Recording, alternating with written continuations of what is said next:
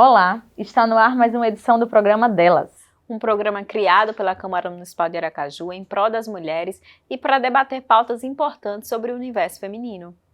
Apesar do programa ser delas, o conteúdo serve para todos aqueles que querem desconstruir tantas injustiças de gênero. Hoje nós receberemos Giovana Soares como convidada.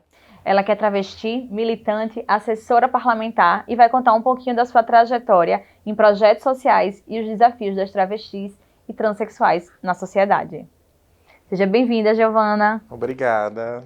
Eu queria que você falasse pra gente, com as suas palavras, o que é ser travesti. Primeiro a gente vai começar na questão da identidade de gênero. A gente precisa entender que gênero é uma construção social.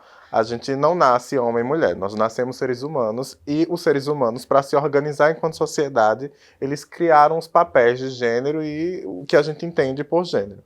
Então, ser trans ou ser travesti, na verdade, é uma identidade de gênero. É como a gente se identifica nessa sociedade, como a gente se organiza nessa sociedade e se sente pertencente dela, né? Então, o ser travesti, ser trans, ou até mesmo ser cisgênero, é uma identidade de gênero. Aí a gente, para explicar melhor, para simplificar, eu, quando nasci, fui designada homem, levando em consideração apenas a questão biológica. Só que eu não me sentia dessa forma. Quando eu comecei a crescer e comecei a entender essa sociedade e me identificar com os padrões que é existente, eu não comecei a me identificar com o que a gente entende por masculino. E me atrair, me sentir mais à vontade com o que a gente entende por feminino. Então, aí, quando eu cresci e entendi isso, eu questionei esse meu papel que me foi atribuído e falei, não, eu não sou homem, eu sou mulher. E aí, como eu passei por essa vivência, né, de ter sido designada masculino, do gênero masculino, e eu não me identifico com isso, eu sou uma pessoa trans. Porque a origem da palavra transgênero ela é exatamente isso. Ela vem de uma variação do latim que diz que é do outro lado. Então, são as pessoas que nascem, são determinadas de um gênero, levando em consideração apenas a questão biológica, mas essa pessoa não se identifica com esse gênero, então ela é uma pessoa trans. E aí, aproveitando também para explicar o que é uma pessoa cis. A pessoa cis é o oposto disso. É uma pessoa que nasce, que é designada com um gênero, e ela se sente de acordo com esse gênero. Então, ela é uma pessoa cisgênera. Quando foi que você começou, com quantos anos de idade, mais ou menos, você começou a perceber essa diferença? Olha, eu venho de uma família são 3 irmãos, eu e mais 2 irmãos. Um homem e uma mulher. E eu costumo sempre dizer que a única diferença da minha vivência para a vivência da minha irmã foi porque minha irmã, quando recebia boneca e ela dizia que gostava de boneca, ela recebia mais bonecas. E eu, quando dizia que gostava de boneca, me tomavam essa boneca. Então, desde sempre, quem conviveu comigo, quem me viu, sempre viu que eu não me identificava com esse universo que se entende pelo universo masculino. E que eu me identificava mais com o que a gente entende pelo feminino. Então, a única diferença mesmo é a repressão, a opressão da sociedade, da família, às vezes. E aí eu acho que é isso. Se me fosse permitido ser quem eu era desde sempre, eu ia mostrar que eu sempre me identifiquei com o feminino. Só que o que eu vi, na verdade, foi um processo de repressão dessa identidade. E aí, ao longo dos anos, eu fui ganhando um pouco de independência, autonomia e questionando isso dentro dos espaços que eu ocupava, familiar, enfim, sociedade como um todo. A luta por respeito e igualdade são desafios diários para travestis e transexuais, sobretudo que no Brasil 90% delas estão na prostituição e 70% delas não concluíram o ensino médio por falta de oportunidades e políticas públicas voltadas a esta realidade. Giovana, eu queria que você comentasse um pouquinho sobre essa realidade e o que a gente pode fazer para mudar isso. Esse processo de acolhimento, primeiro no seio familiar, é muito importante.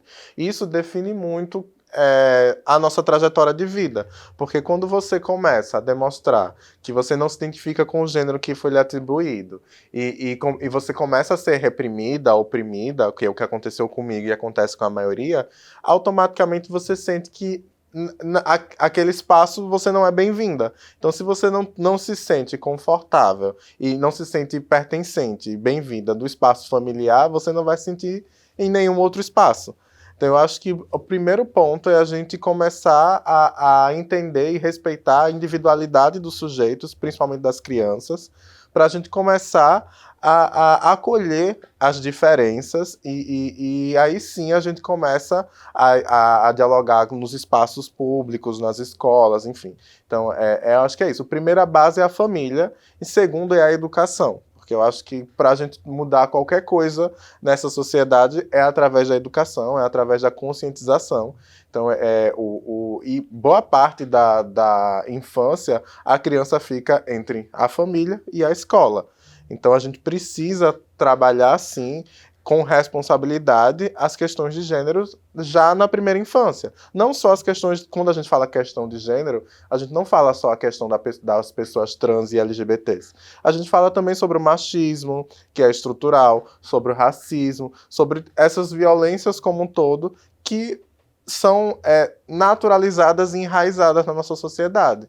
Então a gente precisa, a partir daí, criar ambientes mais acolhedores para as pessoas trans, principalmente, também nas escolas. Eu passei por uma infância e uma adolescência que eu tive problemas de infecção urinária, por exemplo, porque eu não podia utilizar o banheiro da escola. Diversas vezes eu fiz xixi nas calças porque eu não podia utilizar o banheiro da escola.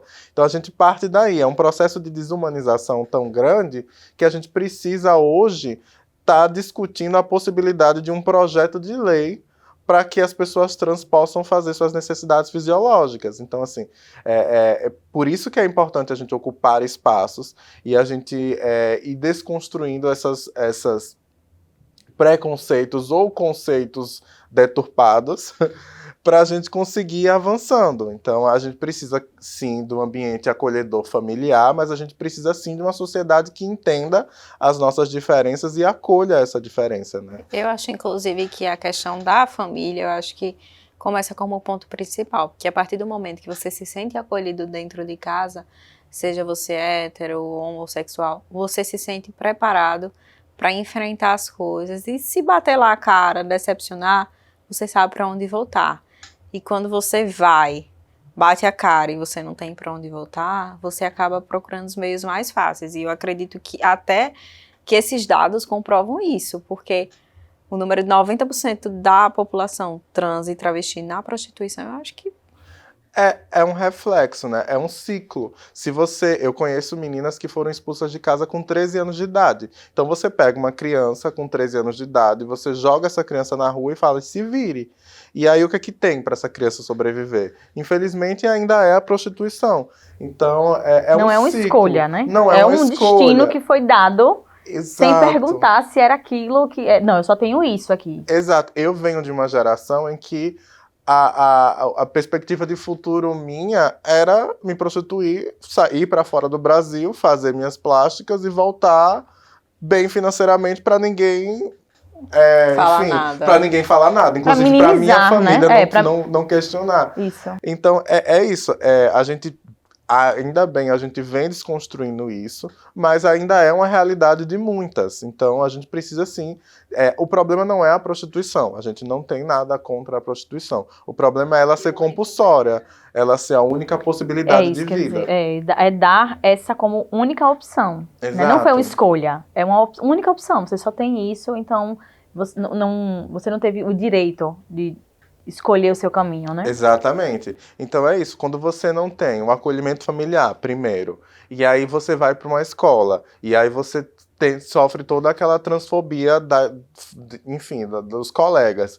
Tem a questão do banheiro, tem a questão do nome social, porque muitas vezes ainda existem pessoas que se negam a utilizar o nome social, que é um direito da população trans, assim, reconhecido no Brasil. Então, se a gente não é bem acolhido na família, se a gente não é bem acolhido na sociedade, a gente vai para os guetos, que é onde a gente se sente bem. E a prostituição se torna esse lugar acolhedor. Por mais estranho que pareça para muitas pessoas que não têm essa noção, as meninas encontram na rua, à noite, na prostituição, um lugar confortável, em que elas podem ser elas mesmas e elas não vão sofrer represália por isso. Uma reflexão, eu me formei na UFES, sou estudante da UFES, e a universidade pública, ela tende a ser mais acolhedora, na minha visão. Eu fui estudante de escola particular, e para mim é um universo bastante diferente, eu senti muita diferença. E eu peguei matéria com Linda Brasil, foi a primeira trans que eu tinha visto em ocupar salas de aula, e aquilo para mim, para os meus amigos, a gente ficava super feliz. Pô, que massa! Eu acho que eu não lembro se ela ainda estava na graduação ou se já estava no mestrado, mas eu lembro que foi uma coisa que impactou muito a vida de todos nós, porque pela primeira vez a gente estava vendo alguém transexual numa universidade pública. Então foi um negócio assim, que a gente ficou um pouquinho massa. Mas eu acho que eu estava no terceiro ano da faculdade, já era um tempo. Eu não tenho muito tempo que eu sou formada, e foi a única que eu vi lá. Hoje eu sei que tem mais gente, que já... Tem. Mas ainda é um processo muito tardio, eu acho. Sim, e é importante esse relato que você traz, porque a gente fala que a convivência, ela educa, ela ensina. O preconceito, a origem da palavra, vem do conceito preconcebido de uma pessoa que você não conhece. Então, quando você passa a conviver, então por isso a importância da gente ocupar espaços, quando você passa a conviver, você vai conhecendo a realidade daquela pessoa e você vai desconstruindo muitas noções que estavam ali deturpadas. Então, é isso.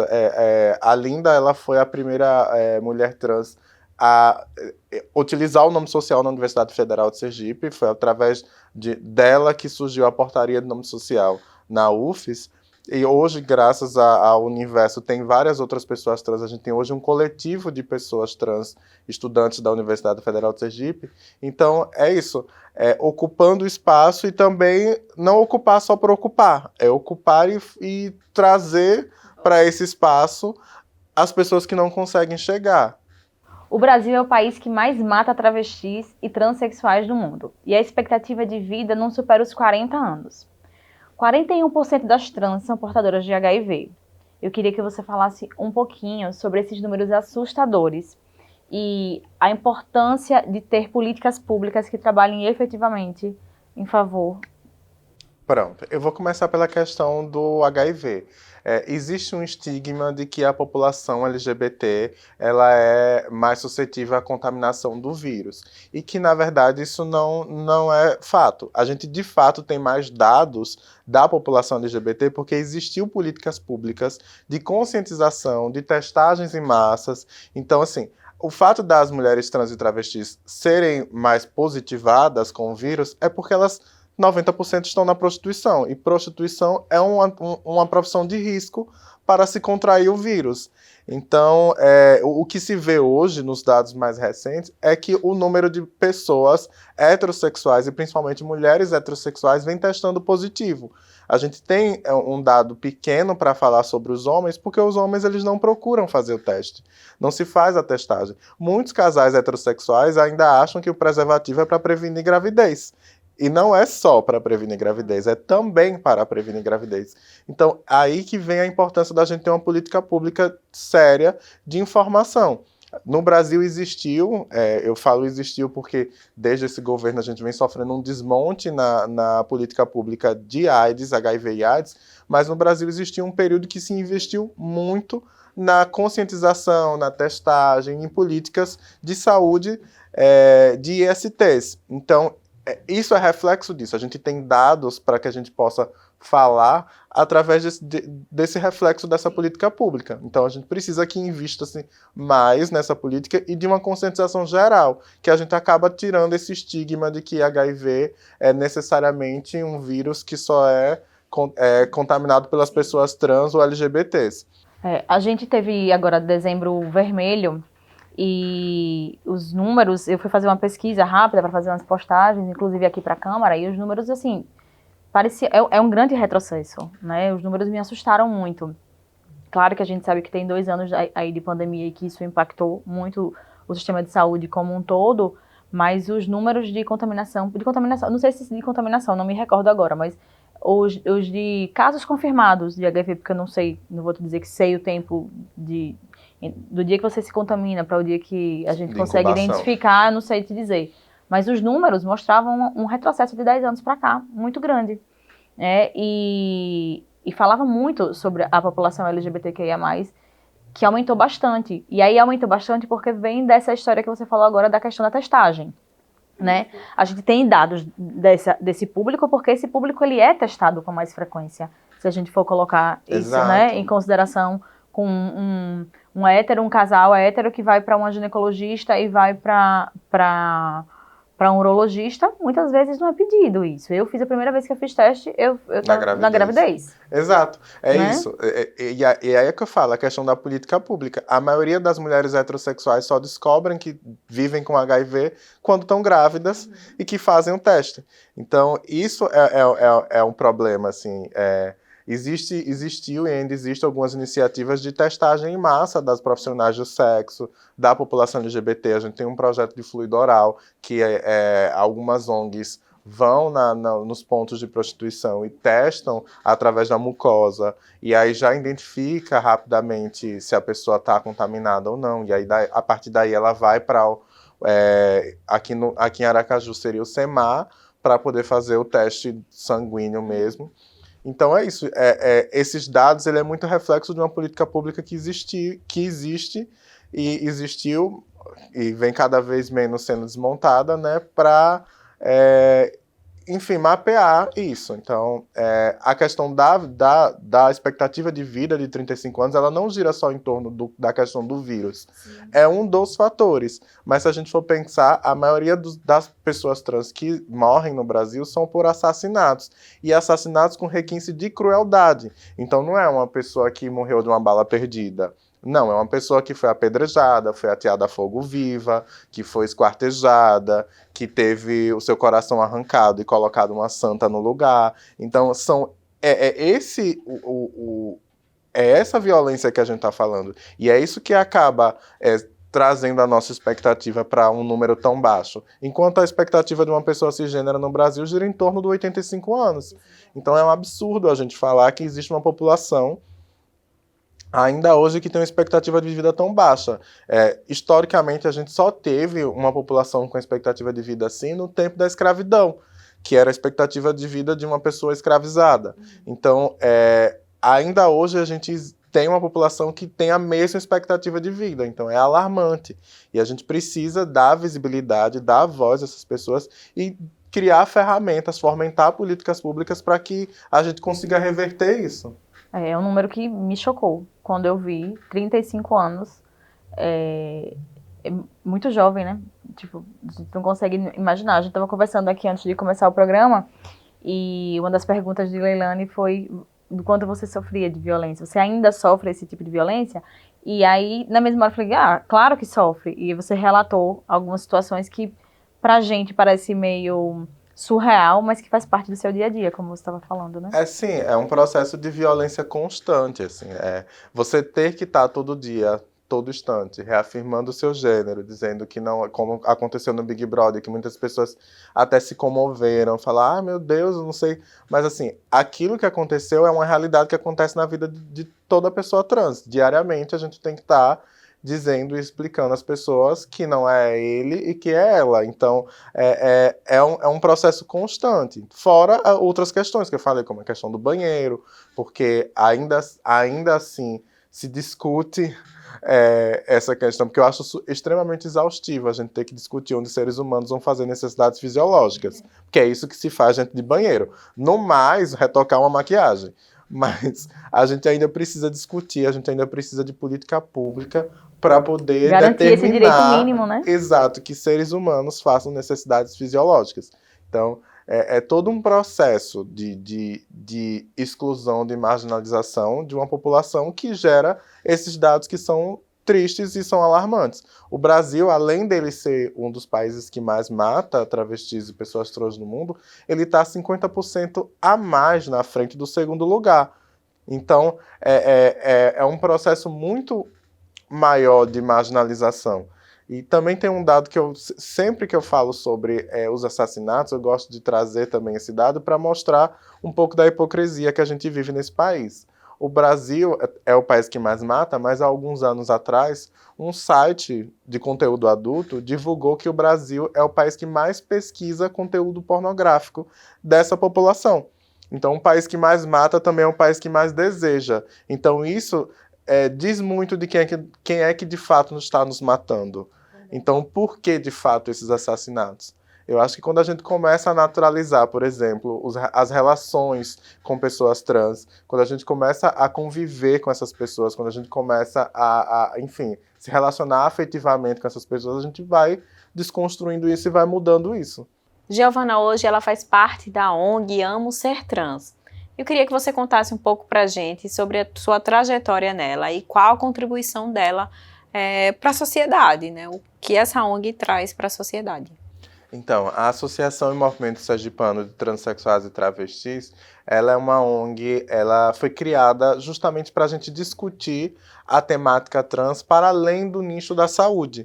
Porque, assim, a gente sabe que por questão até mesmo de investimento do Ministério da Saúde, enfim, se discutia muito a pauta das pessoas trans no âmbito da saúde. E aí a gente pensou e falou, não, a gente precisa discutir empregabilidade, a gente precisa discutir educação, a gente precisa discutir outras necessidades para além da saúde. Saúde é importante e já tem muita gente que faz isso. Então a gente pensou em criar a ONG justamente nesse sentido. Eu faço parte da ONG há 8 anos, desde o início da criação do nosso maior projeto, que é a Semana da Visibilidade Trans, que vem justamente com esse intuito de trazer para a sociedade a discussão da temática trans através da educação, que a gente faz em parceria com a Universidade Federal de Sergipe, e transversal, porque a gente, desde a primeira semana até a 8ª, a gente discute um tema ligado a um departamento diferente. Por exemplo, a gente já discutiu com o departamento de psicologia, aí a gente já discutiu também com o departamento de educação, de direito, de comunicação, até do departamento de ciências da religião. Então a gente consegue discutir essa temática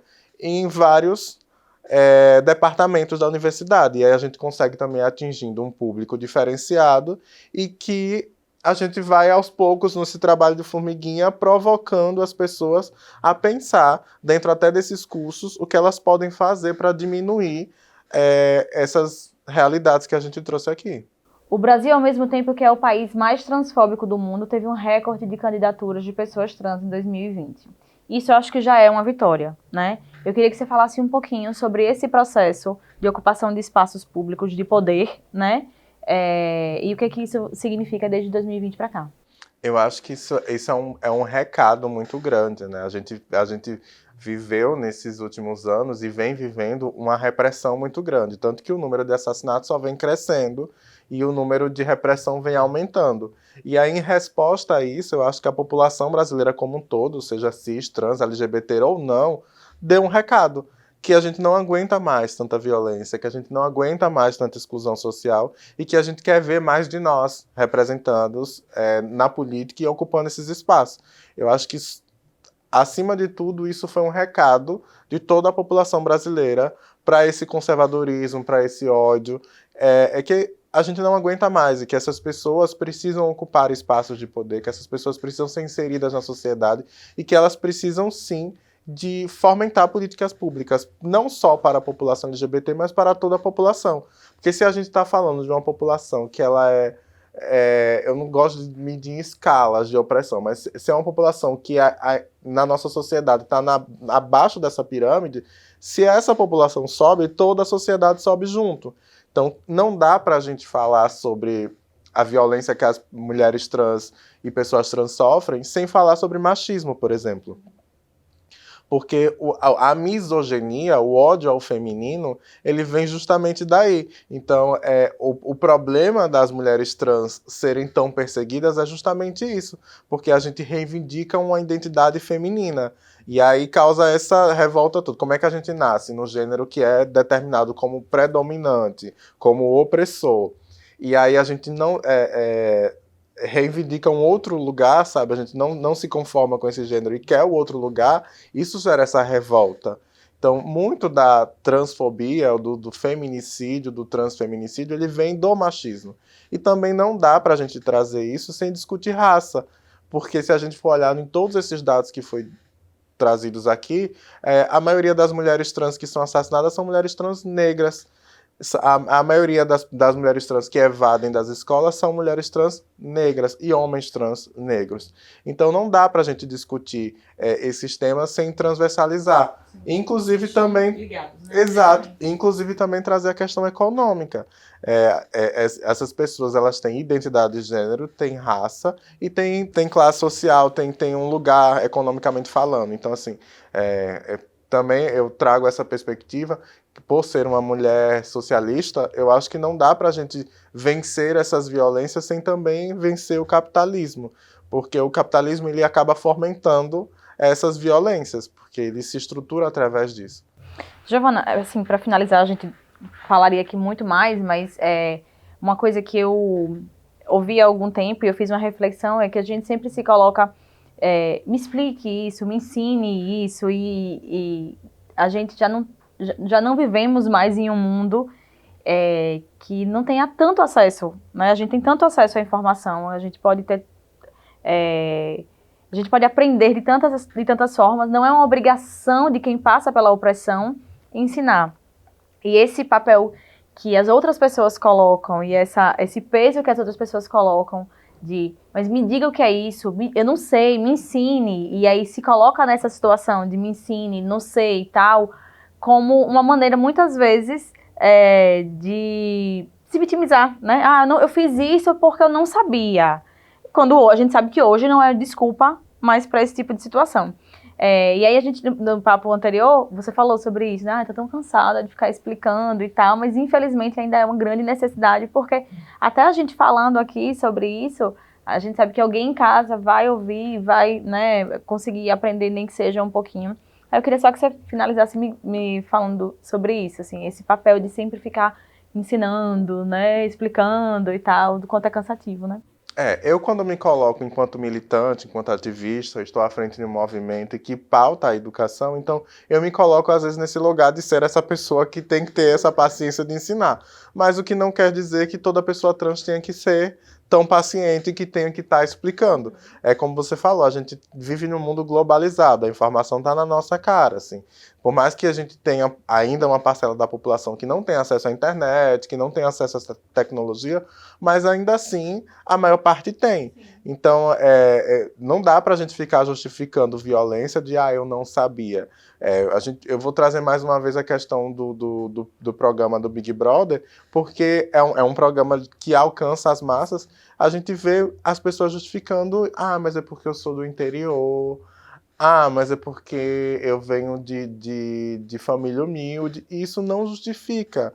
Porque a internet, você é do interior, mas você tem acesso à internet. Você tem Instagram, você tem livros. Então, assim, as pessoas trans, elas estão produzindo conteúdos. As pessoas trans que se colocam nesse lugar de ativista, de militante, de educadora, a gente está produzindo um conteúdo, a gente está explicando, está tudo mastigado. Agora você precisa se dar o trabalho de pesquisar, de ir atrás. Se é uma informação que você quer ter, vá atrás, porque eu acho que fica muito também no responsabilizar a pessoa. Dizer, eu lhe tratei mal porque eu não sabia e você que tem que me ensinar. Então, joga mais uma vez um problema que é seu, Pra não vítima. outro. Pra vítima, né? Exato. E a gente precisa entender que, assim como o racismo não é uma criação das pessoas negras, a transfobia não é uma criação das pessoas trans. Então, quem tem que correr atrás do prejuízo são as pessoas cis. Então, eu acho que é isso. Giovana, muito obrigada, viu, pela sua presença, pela sua paciência aqui com a gente. Eu espero que você volte, que você venha mais vezes a delas, com outras pautas, né, com outros assuntos. Foi um bate-papo muito bacana e eu tenho certeza que a galera do lado de casa, que está em casa assistindo a gente, pôde entender um pouco mais e tirar dúvidas que às vezes nem sabem que são dúvidas. Eu agradeço a vocês, eu agradeço esse espaço, a TV Câmara, e eu acho que é isso. É a gente ocupando espaços, eu ter a oportunidade de estar trabalhando aqui no parlamento, de ser assessora, de assessorar uma parlamentar que também é travesti, que é trans, Então, isso já é muito potente. Mas a gente não quer só isso, a gente precisa avançar muito mais que isso. Então, que tenha mais Giovannas, que tenha mais Lindas Brasis, e que tenha mais Erika Hilton, enfim, tantas outras ocupando esses espaços. Obrigada, Giovana.